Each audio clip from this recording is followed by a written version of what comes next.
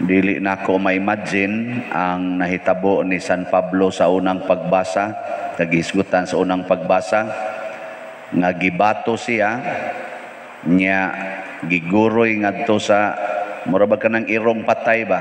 Giguroy ngadto sa gawa sa ilang city wall or kural sa ilang syudad o gilabay didto.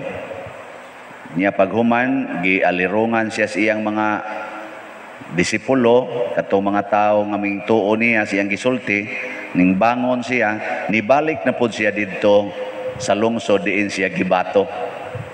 Ma-imagine ninyo ang naong ni San Pablo, pagbalik, puno sa mga samad, nganhi, na nagdugo nganhi, tibok lawas, kay bato, god bisag asa ka maigo, kasagarang igo na inig bato, og bato nga para patay, ang magyud mo igon.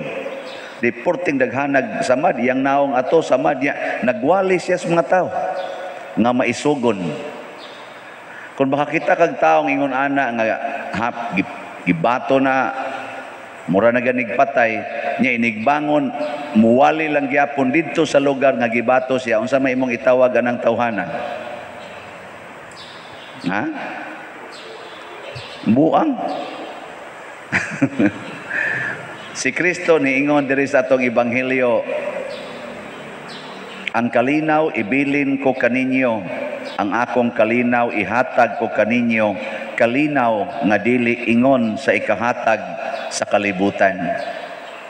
Dili man to buang si San Pablo, dili sad buang ang mga apostoles, dili sad buang si Kristo, apan ang ilang kasing-kasing puno sa pagtuo, nga tungod niya ng maong pagtuo, naa sila'y gitawag og kalinaw nga dili ikahatag sa kalibutan.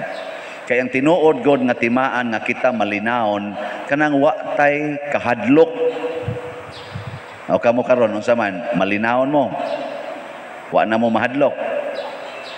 Di mo mahadlok nga ang inyong anak karon mabangga ang gisakyan. Di mo mahadlok ana. Di mo mahadlok nga ang inyo rong ginikanan nga buhi pa makubid. Di mo mahadlok na. Di mo mahadlok nga masunog ron inyong balay. Di ka mahadlok asawa nga mahibaw-an imong naaday kabit imong bana. Di ka mahadlok isip bana imo ding asawa nakabit sa pari. Di ka mahadlok na. Natawar ba? Oy, daghang kay taghadlok ko na mga uban mahadlok ra nga muputi iyang buhok, muna patina gyud, patina. Nay uban mahadlok iyang naong, mutiguang, mukunot og gamay, wa na balaka na kayo. Mao nay timaan nga wa ta mutuo Ginoo. Mo na si Kristo ingon siya, tagaan ta mo kalinaw. Kalinaw nga bunga sa inyong pagtuo ug pagsunod nako. Muna ningon siya, mubalik ko ngadto sa amahan. Paglipay mo nga mubalik ko sa amahan. Unsa may paagis pagbalik niya sa amahan? Unsa man? Martyrdom. Mao na iyang paagis pagbalik sa amahan. Insa paglipay mo nga mamartir ko aron nga mapadayag sa tibok kalibutan ang gugma sa Dios. Yan nindot kayo, no? Ningon si Jesus diri, wa may gahom ang kalibutan nga rinako. Naaman ko'y gahom pag ikyas aning maong kasakit, pero kinahanglan matuman ang pagbuot sa amahan. Ang pagbuot yun ay sa atong Diyos nung amahan, mga igsoon, nga muagi tas kalibutan diha sa dalan sa pag-antos. Og nasabtan kaayo ni San Pablo, mao na nga si San Pablo diri sa unang pagbasa, sa dihang nagwali na siya, ya porting daghanan niya bunog, niingon siya diri. Sa man tong dapita. Nanudlo sila sa pag-ingon. Mao ni pulong ni San Pablo ha. Kinahanglan moagi kita sa daghang mga kalisdanan aron makasulod sa gingharian sa Dios. Moagi kita daghang kalisdanan.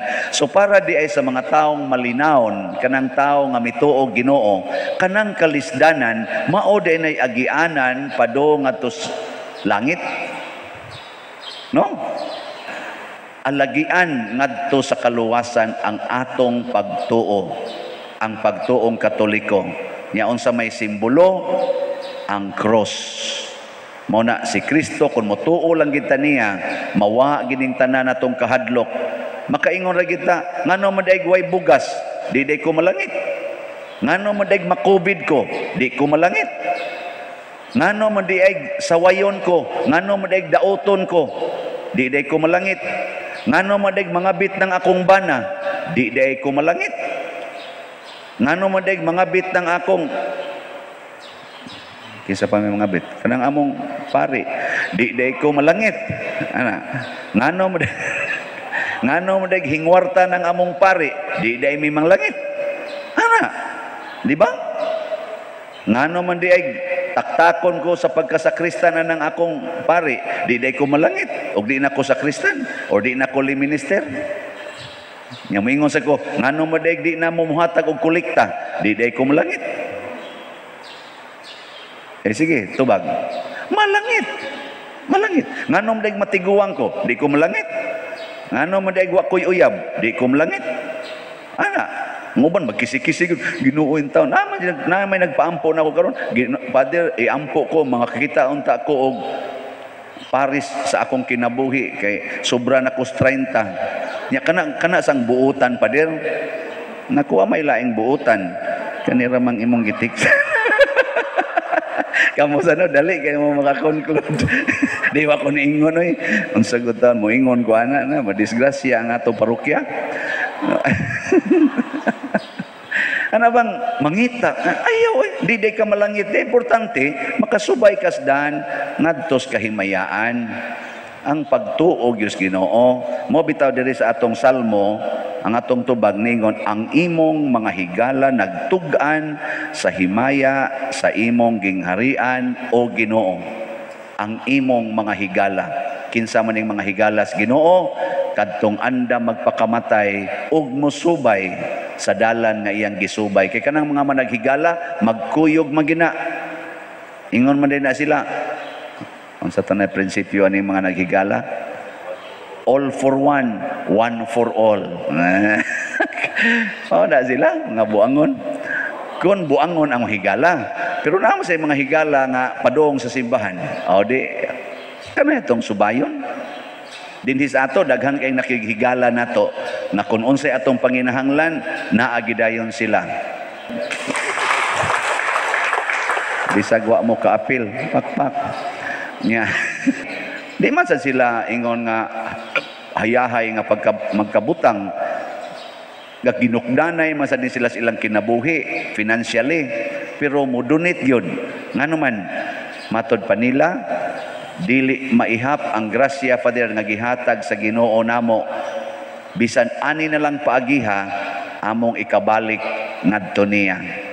Kanindot anang klasihas pagtuo nga ang tanang grasya nga ilang nadawat gikan sa Ginoo, kaysa kana magsigi kitag tigom ba, tigom kay kuwang pa ni sa donate amo apa kuwang pa kay ning ako, di ko mo donate diha, kamulay bahala diha pero kaning mga tawhanang nagdonate nga hapit na magani uban ingon, Father, huwat-huwat lang ha, kaya ang akong sweldo inig kamantin pa man, inig dawat na ko adto, muhatag na ko sa akong gipromise nga donation. Sa ato pa ang iyang kuhaan, ang iyang sweldo gaginukdanay giday ni siya iyang kinabuhi, di ba? Pero nganong muhatag man kay para niya ang sweldo niya grasya sa Dios. Unya kung gikan na sa Dios og mo share ka ana, wa may limit ang Ginoo, di jud ka mahubsan og sweldo. Pero labaw tanan ang kalinaw gyud nga imong bation kung ikaw moangkon nga kini iyas Ginoo, di ni ako. Kalinaw gyud. Pero moangkon nga ako ning sweldo, padaghanon ko ni akong kwarta, mas stress na ka. Mo nang daghan kay irong kasigig tigom og kwarta, ang naong murag gikubid. Bugat, mabalakon, ratulon, ana. So wapa sila maigos COVID, pero ang mga ilang mga hitsura mura nga COVID. May pata nga usahay maigo pas COVID, relax ra. Di ba? Wala mangyapon mo angkon. Sige, nindog na ta. Mga igsoon,